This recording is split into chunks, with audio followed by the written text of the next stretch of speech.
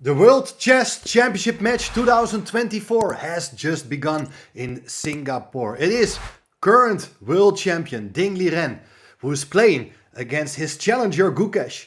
And what a start of the match we have. In this video we're going to have a look at game 1 in which Gukesh from India is playing with the white pieces, Ding Liren playing with the black pieces, and it's absolutely an incredible game. What a start. I'm pretty sure you want to see what happened, and of course make sure to subscribe to the channel if you haven't done so yet, because here on this channel you will get the updates, all the latest developments of the match as quickly as possible. So here we go. Gukesh playing with the white pieces. The time control is 2 hours for the first 40 moves. After these 40 moves, the players get an additional 30 minutes for the rest of the game.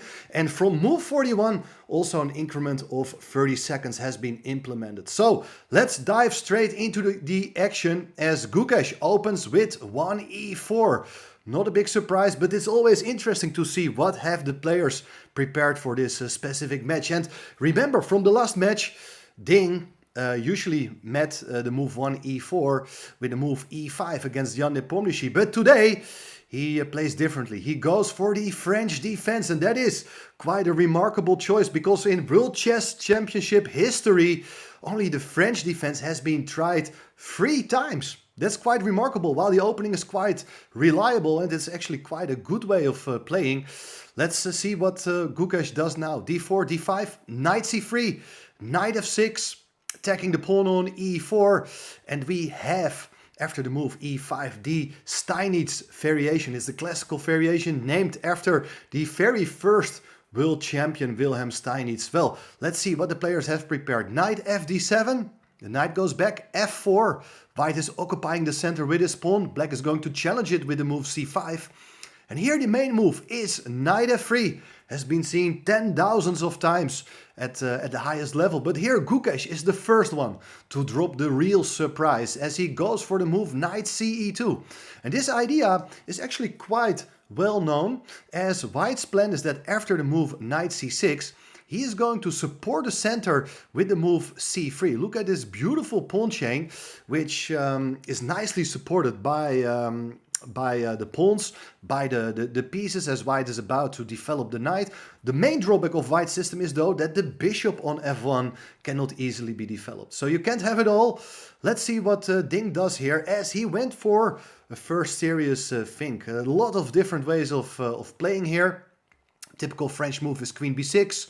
You can consider challenging the head of the chain with the move f6.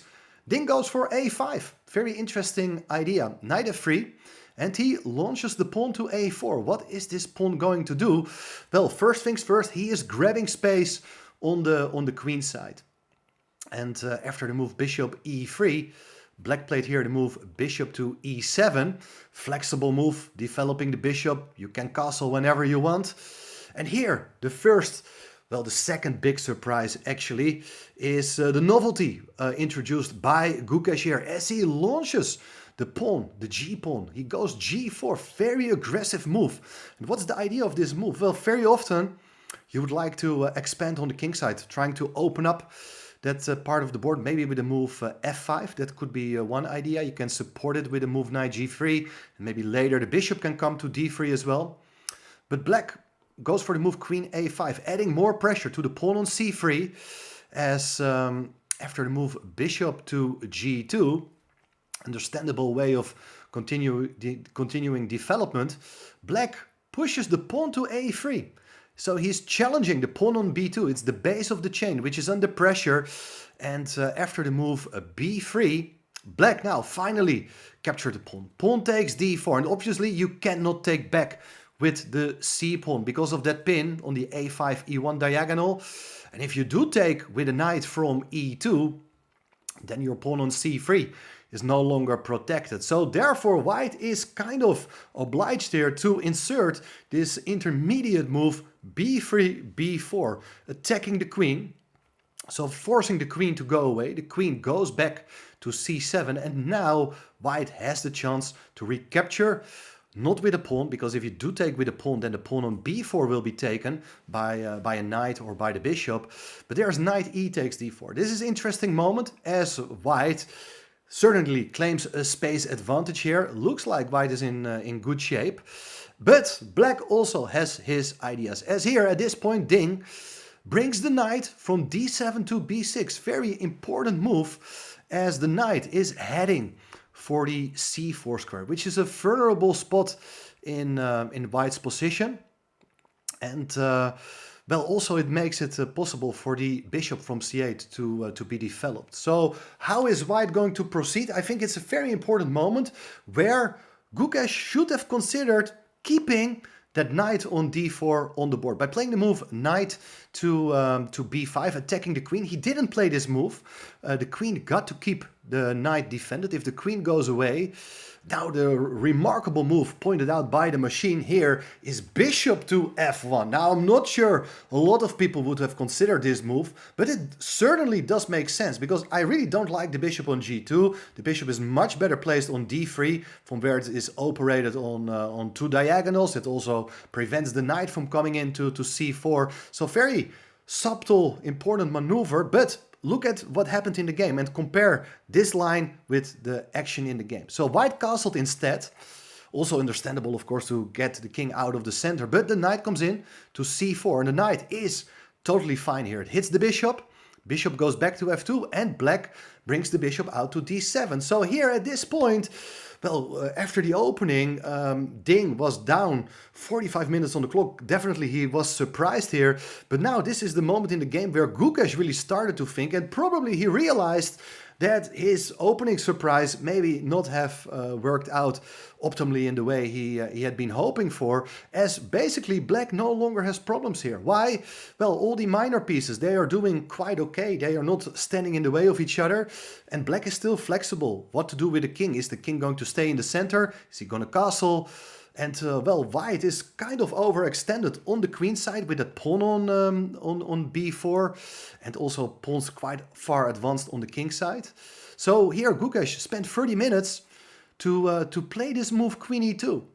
And well, that's quite a lot of time. It's not such a bad move. Maybe an alternative could have been to challenge black's strongest piece on c4 with the move knight e2. It's something I quite like.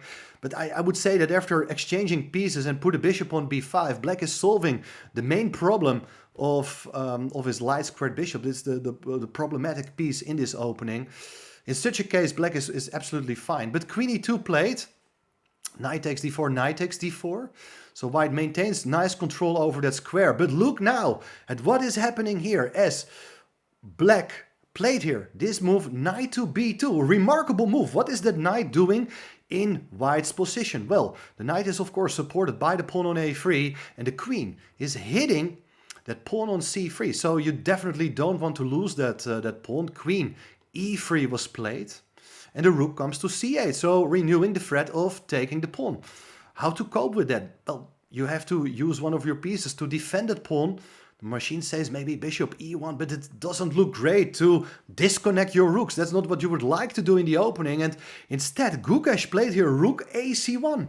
In a way, a very natural move. But there is this move, queen to c4. Very nice idea to attack the pawn on a2.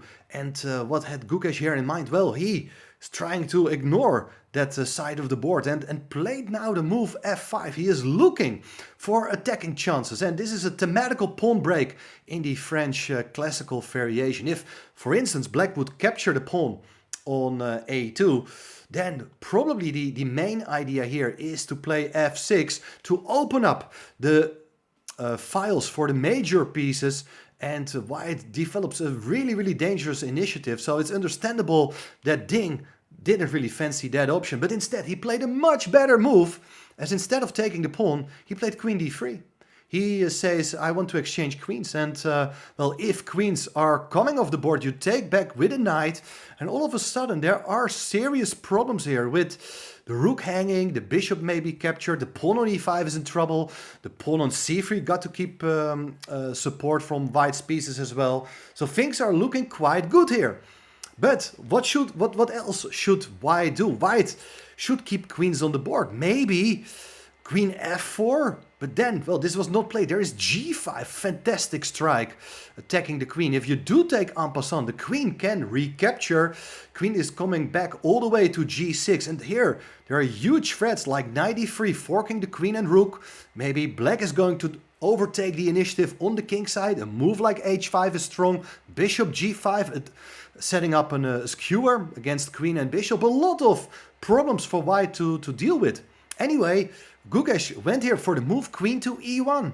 But this feels like you're going into the wrong direction. All of a sudden it's black's knight and queen which are taking over. And now also the bishop comes into g5 to hit the rook on c1. The rook goes to c2 as it got to keep the pawn on c3 defended. And here Ding activates another piece with rook to c4. Beautiful idea, as the plan is pretty straightforward. Black is intending here to give up the rook for the knight, eliminating the defender of that rook on c2. So rook takes d4 followed by queen takes c2 is a serious threat. But there followed the move h4, as white is now attacking the bishop on g5. And well, the bishop just goes away, so the bishop is safe. But look now, it's quite remarkable that with this space advantage thanks to white's pawns, now black's pieces are infiltrating and they look pretty solid. I mean, there's no good way for white to hit that bishop on f4. So queen b1 was played. What's the idea of this move? Well, white is intending now to take on b2, attacking the queen on d3, and if the rook is on b2, it will defend the queen on b1. So here, this is a serious threat, like you're about to win a piece if black is careless. But the main drawback is the queen no longer defends the pawn on c3. So it's rook takes c3, guys. Rook takes c3, queen takes c3. Black is up a pawn, but this is what Gukesh had been aiming for. He played the move pawn takes e6, and he's opening up the f file, so that maybe at some point the rook from f1 will become quite strong. It can hit the bishop on f4. The question is how to recapture. Well, a lot of French players automatically take with the f-pawn, which was also Ding's choice, but it should be said that maybe taking with the bishop is a safer move, as well, very soon you are able still to get your king into safety, and also the pawn on e5 looks pretty loose. But after pawn takes e6, the game goes on, and well, at this point already Gukesh was getting lower on time. His 45-minute advantage on the clock has disappeared, and here Ding is having the initiative with an extra pawn. But Gukesh is trying to set up some very interesting traps here. He played knight e2, forking queen and bishop, but that costs a second pawn. Queen takes e5. Knight takes f4, getting rid of the dark squared bishop, and queen takes f4. Black is up 2 pawns, but okay, still coordination problems. The queen can come under an attack by discovered attack of the bishop, and the king on e8 still in the center. So how should white proceed? Well, this is maybe the critical moment to keep the game going, as here Gukesh didn't play the move bishop c5. In a way, it's such a logical move, as you're attacking the queen with your rook. The bishop defends the pawn. It ensures that the black rook can never come to f8, black cannot castle. The line continues here with queen takes g4. And there are some incredible ideas. This was all not played, but let it be clear that white may have considered this brilliant idea of queen takes h7. If you do take the queen, the rook has been deflected from guarding the back rank, and this could have been checkmate. But I guess that Gukesh had been calculating this particular line and realized that the only way here for black to defend is with a stunning counterblow of queen d4 check. And well, the mating threats are going to be parried, because if you do take the queen, well, there is a rook takes h7 and there's no longer checkmate on f8. So that would have been winning. However, instead of that amazing queen sacrifice idea, white could have thought about here this move about queen c2. And things are far from simple. In this particular case, white is down 3 pawns, but you're trying to get most out of your position with plans, for instance, to swing the queen over to f2, play on the dark squares, try to set up mating threats. The king is stuck in the center. It's not clear at all. It's like anybody's game. But instead, Gukesh played here the move queen c2 first. Probably he does have similar ideas that if you do take on g4, bishop c5 can be played. But the big difference though is that black can, rather than take the pawn, play fantastic move queen c4. Whenever you're material up, it does make sense to consider the exchange of queens. It's a very good move because now after moving the queen away, white should keep queens on the board. Black has the chance now to bring the king into safety. Castling kingside on move 31. That's normally something you should do in the first 10 moves of the game, completing your opening development. Well, now on move 31, still possible. King is safe, rook is joining the game, black is up 2 pawns. Still after bishop d4, guys, things are still quite tricky as white has probably ideas to take on f8 and well, white is looking for opportunities to get some access with the queen to the dark squares, to hit the pawn on g7. And well, things are not so simple, but Ding also getting down on the clock, played here the only move here. It is knight d3. What a fantastic resource. The knight has done its job. It's now returning to the center, and with major pieces on the board, it's a tempo game. It's all about the initiative. By putting the knight on d3, the queen no longer supports the bishop on d4. Black is threatening to take that bishop on d4, even with check. Queen e3 was played. Now rook takes f1. Black initiates the exchange of rooks. Bishop takes f1. Looks like there is quite a problem here with the knight on d3 being pinned. But the key move, and that's also has been made possible thanks to that knight on d3, is this move e5. And after e5, black is setting up a counter threat against the bishop on d4. Taking on d3 leads to a bishop endgame, as the queens will have to come off the board here, in which you are just 2 pawns down, and also the pawn on a2 and the pawn on g4 are weak. So this is a technically winning position for black.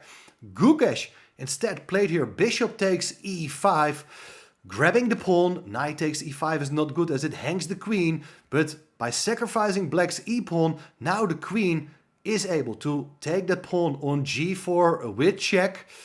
White has to block it. Bishop g2 played. Gukesh down 2 seconds. He still had to make a few more moves to reach move 40 and get this additional 30 minutes.